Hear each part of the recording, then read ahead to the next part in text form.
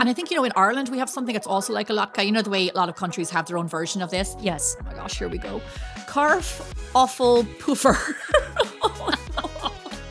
Oh my God, please don't hate me, German people.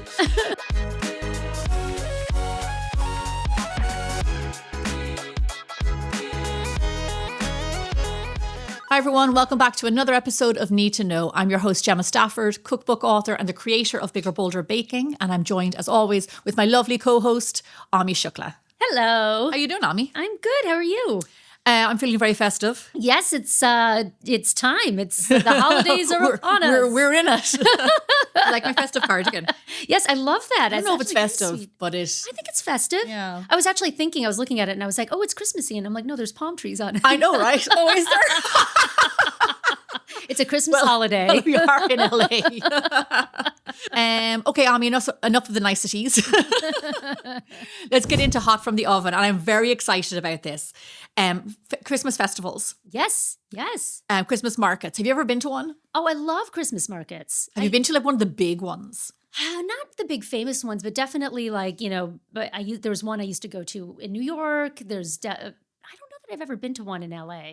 There's one I used to go to pretty regularly in New York in like Union Square Park. Union Station, actually. Oh, no, Grand Central Station kind of does a little, not really a festival, but they set up all the shops where they have like Christmas themes. They do, yeah. Oh. Yeah, we took George there last year. Also, if you've been to Bryant Park in New York, we've been there. I went there like 2 years in a row. Mm-hmm. They have all the lovely stalls. They do. It's really lovely. Yeah, very European feel. There was one in Union Station that, or Union Square Park that like had years ago when I lived there that had all of like, shopping. It was all shopping. It wasn't so much about food, but it was like, you could get wonderful handmade gifts and all of that. So nice. Yeah. I love that. Well, this is something I've heard people talk about Christmas markets over the European Christmas markets. Mm-hmm. The Stuttgart Christmas market is actually probably one of the most famous, 3 million visitors a year. It runs from November 26th until December 23rd. Mm-hmm. It has 290 stalls roughly.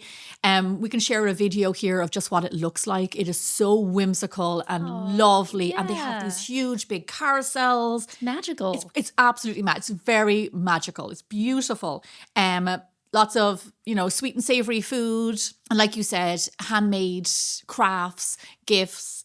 Very much a European vibe. It really, I kind of think it's like sort of the epitome of like when you think of Christmas. I think it's the most famous one. Yeah. You know what? I'm kind of thinking, and then you see packages around the holidays of like to fly to these, just to go to the Christmas markets for a few days. Oh. I'm kind of tempted, especially after seeing the Stuttgart one.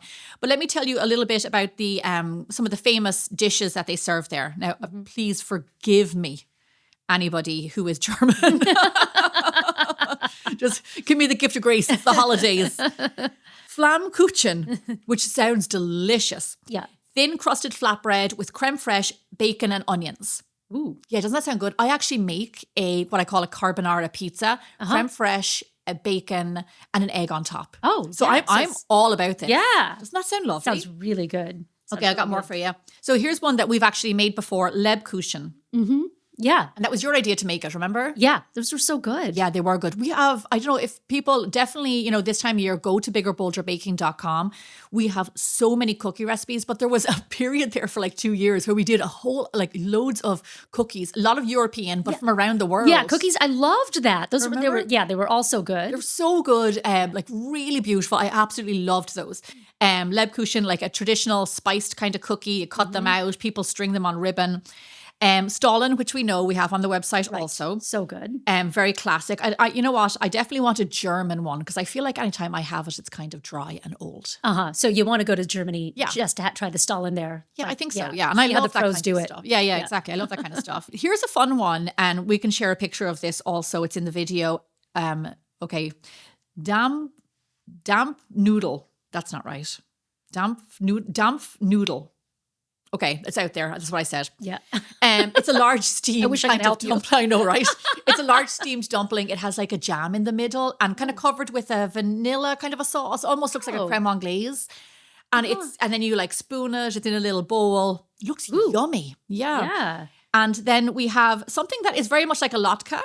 And I think, in Ireland, we have something that's also like a latke. You know, the way a lot of countries have their own version of this. Yes. Oh my gosh, here we go. Carf offal puffer. Oh my God, please don't hate me, German people. It is shredded potato served with applesauce and sour cream, just like a latke. And of course, mulled wine. Yes. Oh, this Or all probably sounds so good. glühwein, actually. What's that? Glühwein. That's German, right? I don't know what that It's is. mulled wine, but glühwein, but I think, it's served warm. Yeah. When I lived in Australia, we were in kind of like this Austrian, it was called Threadbow up in the mountains, very much a European, Austrian vibe. And we used to get glühwein in the local bar. I want to be in a snowy little village drinking mulled wine and eating all these delicious things that It was you're just fun. talking about that I'm not going to pronounce. So if you happen to be in Japan, but you really wish you were in Germany, Okay. you could go. So did you know that German-style Christmas markets are a really big thing in Tokyo? No, I didn't. Yeah, so I think they have these markets all over Tokyo in the Christmas season, but the two biggest and most famous ones are in Roppongi Hills and Meiji Jingu. And they have all of basically like all of these foods that you just described. They have German goods, cuisines, and then they also do they have mochi donuts and hot chocolate with sprinkles. And the other thing that you will find at these Japanese markets is, so Christmas is an adopted tradition. That is pretty big in Japan. It's not a national holiday. I think a lot of people still go to work, but Japanese Christmas cakes. I don't know if you've ever seen any of these online. I did. You know what? I saw them on, I want to say TikTok or Instagram. These I thought were fascinating. And this is why I can't wait to go to Japan. So tell us about this. Well, they're like they're sponge cakes. Like sort of a chiffon cake. I think is more which of the a Japanese, you see that a lot. Yeah. And, sometimes it's just simply layered with strawberries and cream, but you can go into these cafes and order these incredibly beautiful, elaborate, they look like gingerbread houses, or they have these beautiful designs. They have all sorts of fillings. I'm sure, some matcha cream gets put into there, different fruits, different crunchy things. So you can go through these catalogs and order your cake. And you can get one last minute, but a lot of these cakes have to be ordered a few weeks in advance. And they're apparently a pretty big deal. And I assume that you could find these at these markets as well. Yeah.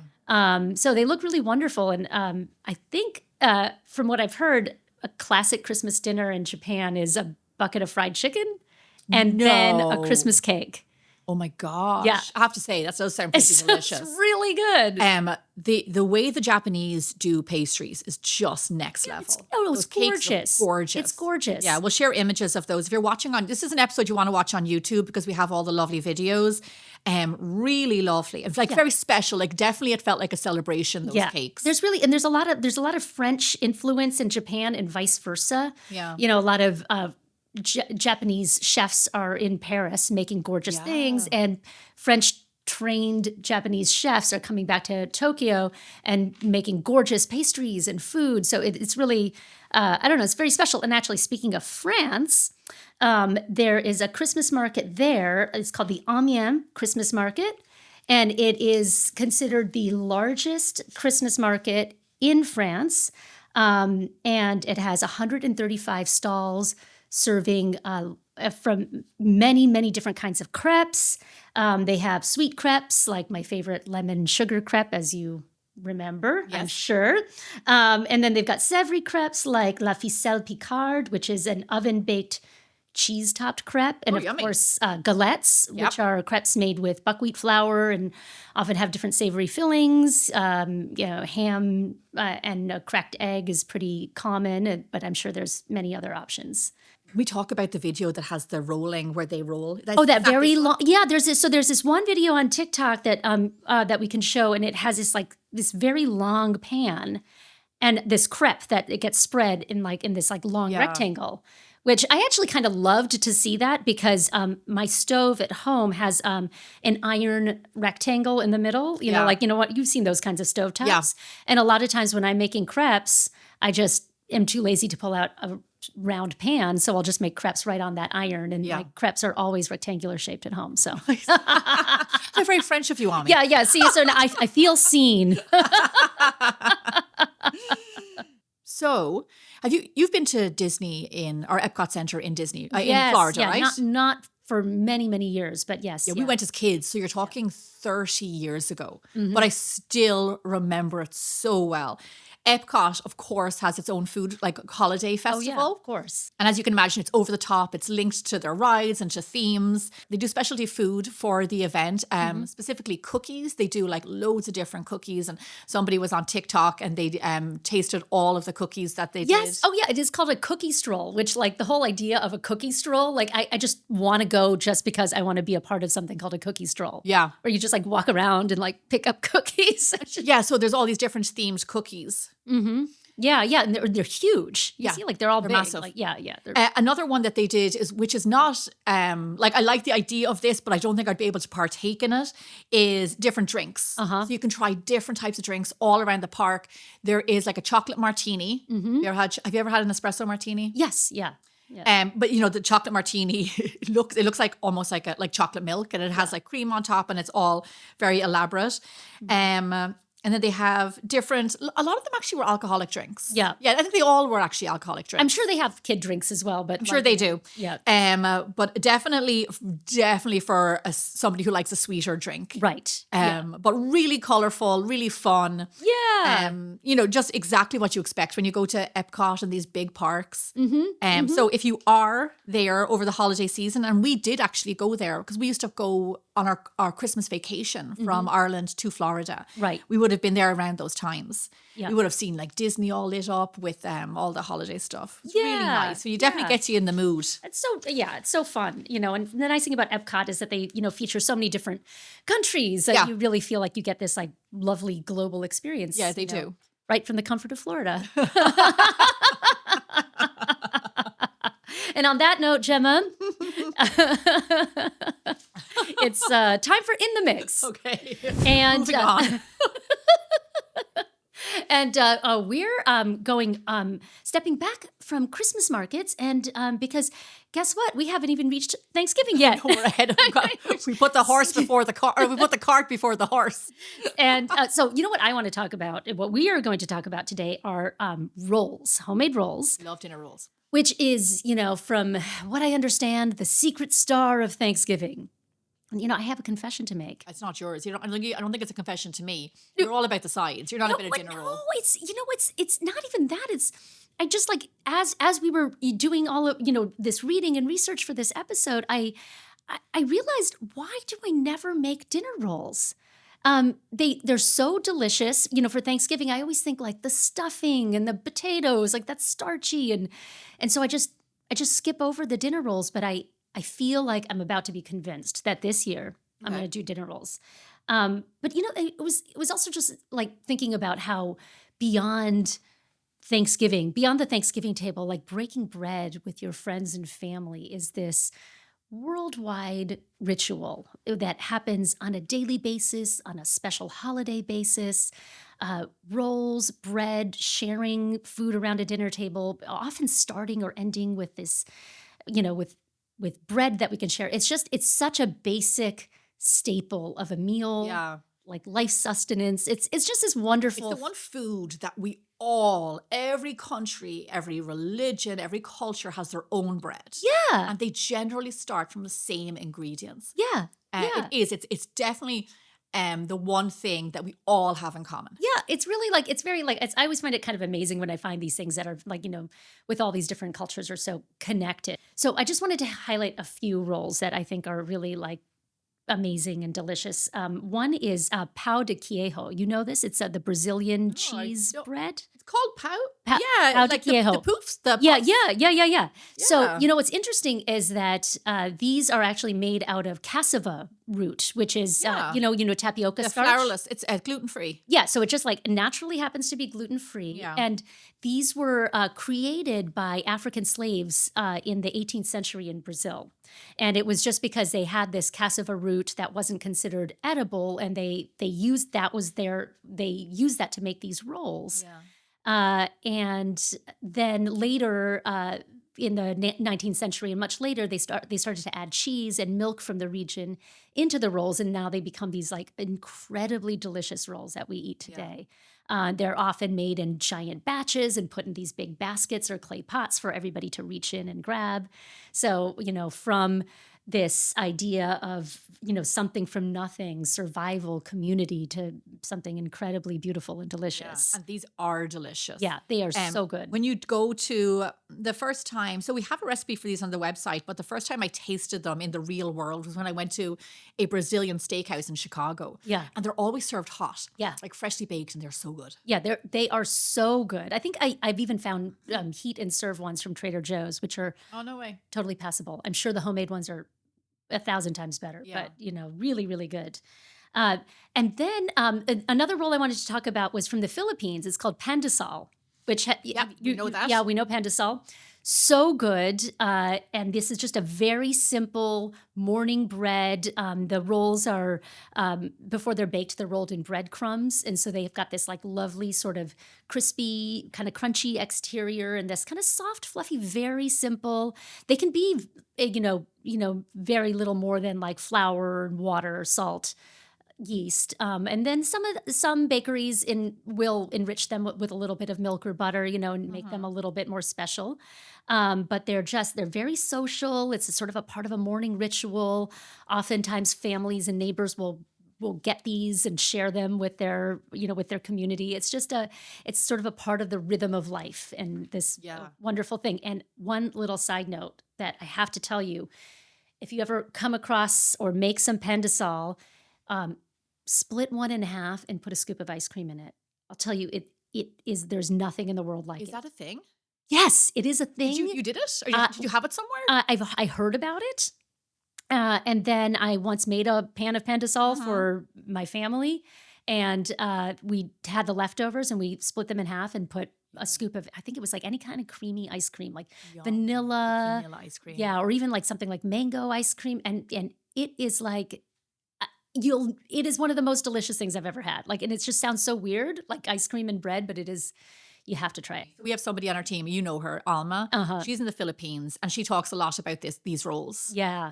Really, really special. And the last one I actually wanted to talk about, so we've got these like kind of basic breads, but then there are a whole category of holiday, special occasion rolls or pull-apart breads. In Eastern European countries, there's a lot of traditions around that. They're celebratory. I mean, we all know challah, which we have every Friday if you do that in your family. Every Friday? No, but like in my husband's tradition, yes. Yeah. His family would do it, Yes. But then there's all these pull-apart breads like goulash, and there's variations in Poland, Ukraine, Hungary, Romania. They can be sweet or savory. And then there's a buttery, fluffy pitka from Bulgaria. And all these breads are served sort of round, sometimes elaborately woven, and designed to grab pieces of together. So like there's something kind of like lovely about that. I know that when my family and I sit around with the challah, sometimes we'll be nice and slice it, but a lot of times especially as the meal goes on, we just reach in and like grab a piece out of it, and there's something kind of wonderful to have something like that in the center of your table. Yeah. It's funny, you were saying that you wouldn't think first about dinner rolls. I prioritize like my plate. Yeah. And I go, and I think, you talked before about like sides. Like I'll go for sides, I'll go for meat. I'm not going to get around to a roll. Right. Because I'm too busy eating stuffing. Right. And carrots and having meat and mashed potato and like different types of mashed potato. Right. But when we go to Kevin's house for Thanksgiving, because if we were to do Thanksgiving, it would be at Kevin's family's house, there's always rolls. Yeah. And for years now, even back as far as I want to say like 13 years ago with Kevin's niece, I would make dinner rolls with her. Yeah. Like a long time ago. Yeah. And then so for a good few years, actually, Yeah. she's in her mid-20s now, but for a good few years, it was kind of her, our job to make the dinner rolls. Right. And they would eat them all. Yeah. Yeah. I mean, they're so warm and comforting and so good. And like, I feel like they're just like kind of, they're everything that Thanksgiving is in this way of like this kind of shared, delicious yummy, comforting. Why wouldn't you want to eat those? Yeah. But so since you make so much bread and I feel like you're the bread expert here, but there's so many different kinds of rolls that are on biggerbolderbaking.com. Yeah. So if you're thinking of making bread rolls this year, I'm going to tell you a few that you can make. These are yeasted. I'm going to start with yeasted if that's your vibe, if you're used to working with yeast. If you're not used to working with yeast and it is, now a few weeks before Thanksgiving, I'm going to have some non-yeast options for you. One of that is a few that are very popular, 1 hour dinner rolls. A very quick dough to make, quick to rise, and bake within around 20 minutes. Those, they're called 1 hour dinner rolls on the website.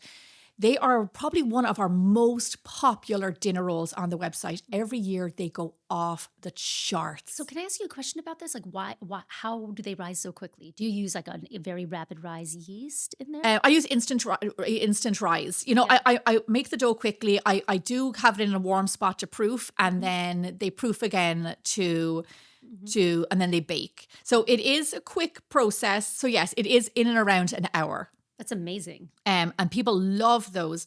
Then we have things like, this is actually, do you know what's my favorite?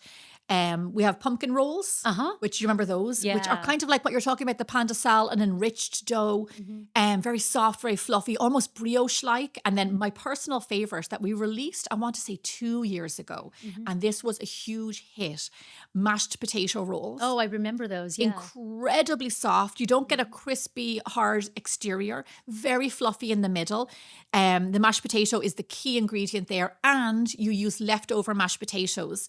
So you might have some in the house, or even if you make them after Thanksgiving, it's a good way to use up your Thanksgiving mashed potato and then make Thanksgiving sandwiches. Oh, yeah. With turkey and cranberry sauce and ham and stuffing and all the things. We have a lovely sourdough roll, which is more of a traditional yeasted bread roll. Crispy on the outside, has a lovely tang from the sourdough, depending on how old your sourdough starter is.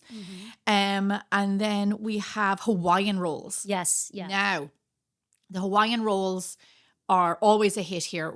This is actually new, releasing to the website this week. So definitely check those out. And in that video for the Hawaiian rolls, I cover some roll making basics. Now, often what happens, it can be, bread making can be intimidating. Roll making is a next layer on top of that. So in the video, I show you how to correctly roll a roll. Yeah. And it's about smoothing out your roll first and pushing it into the table, into the countertop to get that smooth surface. Yeah, that is actually like such an incredible technique that I learned from you. I remember when I first started working with you, we were making hot dog buns or hamburger buns. Remember? And I remember like trying to roll them and like they would rise and like the rolls would split and you were like, no, that's not how you do it. That's not. And then you showed me, you like rolled this like perfect roll. And I was like, how is she doing this? How is she doing this? And then I watched and I actually like have figured out, like as I watched your hands, you do this thing. It's like literally like a U. Cup your hand. You cup your hand like this. I don't know if this can be seen. And then you like, you're actually like, you push, but you have to have this particular hand shape. Yeah. And it's so specific, but it's like one of these things I'm so proud of now. Like every time I'm making rolls, which is not that often, but like I'm like, oh, look, I can make these like perfect looking rolls yeah. every time. So it takes practice. But I worked a job where we used to make dinner rolls, hundreds of them. Yeah. And I can do 2 at a time now. The one thing I would tell you, everybody, when rolling or shaping bread, do not put flour on your counter. This is where people go wrong. You automatically flour your surface. Right. Flour your surface. As every recipe you read says, flour your surface. Do not flour your surface when you're shaping bread, especially dinner rolls. So that's a really important one. Then do the cup and watch the Hawaiian video. We're going to share a little bit of it now so you can see it. Push it into the table, and then we're going to batch bake them, which is what you do with a lot of dinner rolls. So you put them all in a pan, so they're close to each other. When they proof, this is called batch baking. They're going to proof into each other, and in the pan, so dinner rolls don't take a long time to proof once they're in the roll. So you're talking around an hour, an hour and a half to the max, but usually it's kind of roughly an hour. Mm-hmm. Before you put them in the oven, they should be touching a little bit. I like to say kissing, but not making out. Right. Because once they go into the oven, they're going to rise up and bake right into each other. And that's batch baking. Right. So before they go into the oven, you do need them to be touching. Lastly, a question we get is how can you tell that they're proofed? And I show this also in the video. You push your finger into some bread, some of the dough. If the dough pops back, they're not done proofing and they need more time. If your indentation of your finger stays there, they are done proofing, they are ready to go in the oven. Right. Now, can you overproof? Is another question. Yes, you can. You can proof too much. And what happens when you overproof is they will collapse in the oven and they'll get a bit wrinkly. Right. It's not the end of the world. Your rolls are still totally fine. It's more of a look thing. Right. And I recognize it when I see it. And you can underproof. You don't give them long enough to proof. Make sure to, lots of people do not have proof setting on their oven. That's totally fine. Turn on your oven, let it heat a little bit to like 100 degrees, turn it straight off and put your rolls in there to proof. Right. Just don't forget to turn off the oven. Yeah, no, that works very well. I wanted to backtrack a little bit, and I don't know if you talk about in your video about how to properly divide the dough so that you have all these even rolls. Oh, But yeah. one of the things that I always do when we're making rolls here is, even if the recipe says this is about how heavy the roll should be. Yeah. Just because all doughs can be a little different, if you have a kitchen scale, put your whole dough on the scale, find the weight, figure out how many rolls you're making. Are you making 16 rolls? You're making 20 rolls? Just divide that weight.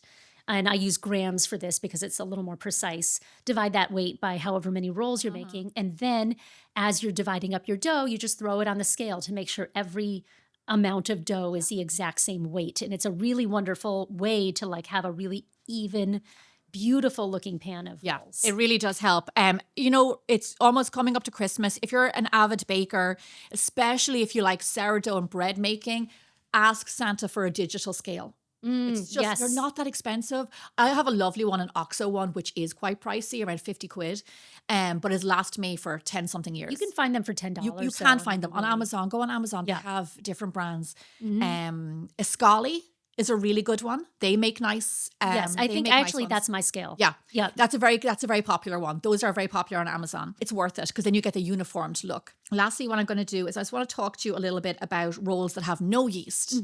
If you don't have the time, the headspace to focus on a yeasted dough, you have lots of non-yeasted options. Right. In the form of maybe a biscuit. So we have best ever buttermilk biscuits on the website. Oh, yeah. We do have laminated biscuits, which are yeasted. Right. I'm just putting that out there. If you want to do a laminated biscuit, they're very delicious.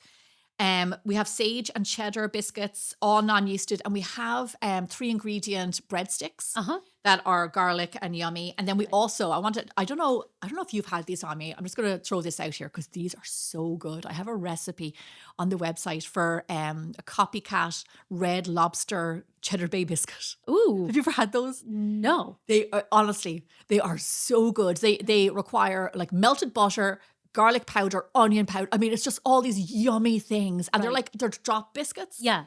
Yeah. Super easy. Yeah. No yeast. You definitely want to make them fresh. They are just like the real thing. And as somebody who did, going back to when I was in Florida, we did frequent a Red Lobster.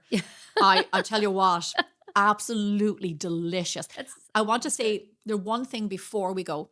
I am a big fan of freezing things, as you know. I freeze cookie doughs. I freeze whole cakes. Like we do it all the time. I will tell you, freezing raw yeasted bread dough, you do not get the exact same results as you would if you were baking off a fresh dough.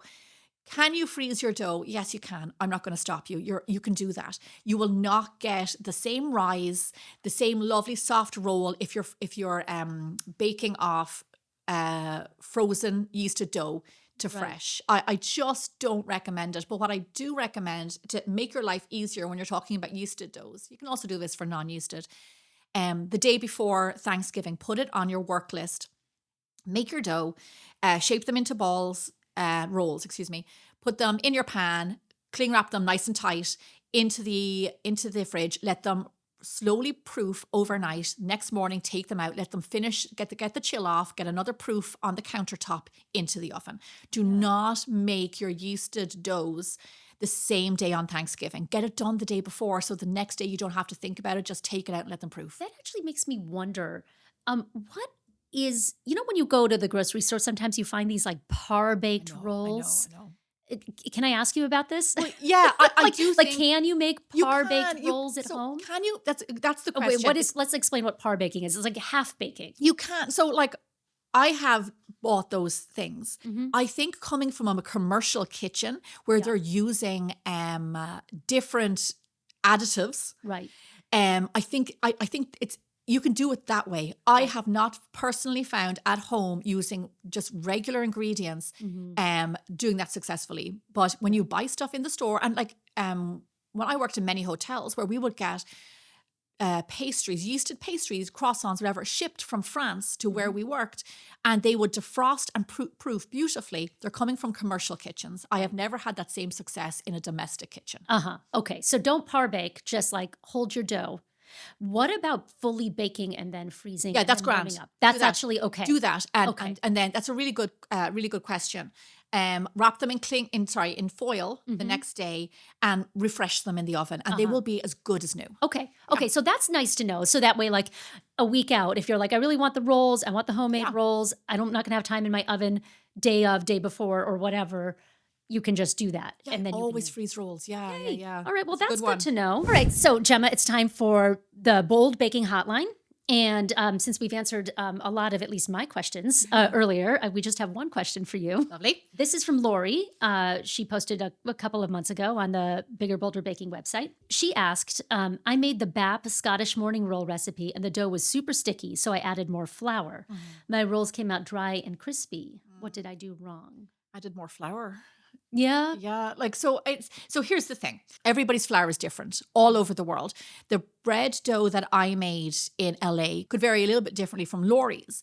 She uses different flour. Not that she uses the same flour as me, but it's from a different company. With all your baking, but specifically with bread doughs, there is a variable that your water, your weighing scales, your measuring jug, there is a sliding scale where things can be a little bit different. I don't remember this dough being particularly sticky.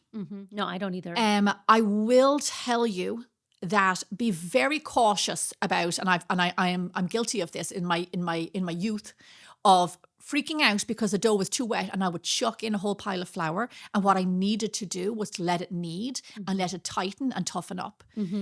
That's what the machine does. When we make these no-knead doughs, they're very wet and you're thinking, I can't handle those.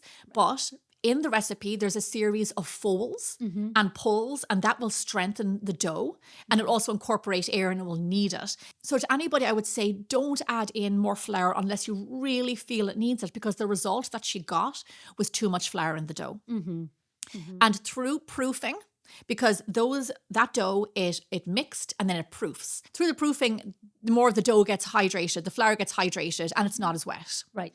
So I would say just hold your nerve when you're making bread doughs and really try, especially with ours, because I will tell you, I'll speak from my own recipes. Ami and I are quite sticklers for bread recipes because they can be so many variables. We really try and tell you exactly the texture, how long to knead it for, what exactly to do. So I feel like with our bread recipes, they're very precise and pretty safe. Yes, I agree. And I definitely think as long as your loaf is holding together, it's not liquid, erring on the side of wetter is always going to be a little bit better. Yeah.